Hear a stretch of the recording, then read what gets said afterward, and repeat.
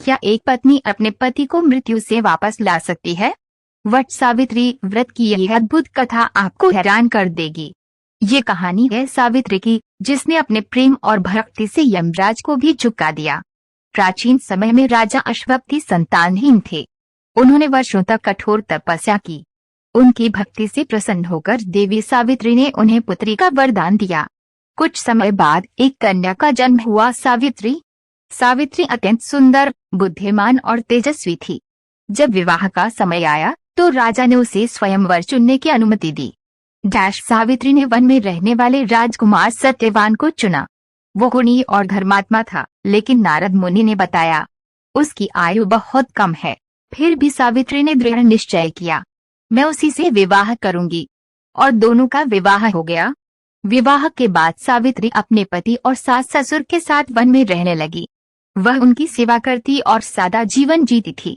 जैसे जैसे सत्यवान की मृत्यु का समय पास आया, सावित्री ने कठोर व्रत रखा और 3 दिन तक उपवास किया। उसका विश्वास था कि उसकी भक्ति सब कुछ बदल सकती है। एक दिन सत्यवान लकड़ी काटने जंगल गए। सावित्री भी उनके साथ गई। अचानक सत्यवान को चक्कर आया और वे गिर पड़े। कुछ ही क्षणों में उनकी मृत्यु हो गई। तभी यमराज आए और उनकी आत्मा लेकर जाने लगे। सावित्री यमराज के पीछे पीछे चलने लगी। यमराज ने कहा, अब लौट जाओ। लेकिन सावित्री ने धर्म और सत्य की बातें की। उसकी भक्ति से प्रसन्न होकर यमराज ने उसे वरदान देने का निर्णय लिया। पहले उसने सास ससुर की आंखों की रोशनी मांगी, फिर उनके राज्य की समृद्धि। अंत में उसने कहा, मुझे सुपुत्रों का वरदान दीजिए। यमराज को मानना पड़ा, लेकिन बिना पति के ये संभव नहीं था। इसलिए उन्होंने सत्यवान का जीवन लौटा दिया। इस प्रकार सावित्री ने अपने पति को मृत्यु से वापस पा लिया। तभी से वट सावित्री व्रत की परंपरा शुरू हुई।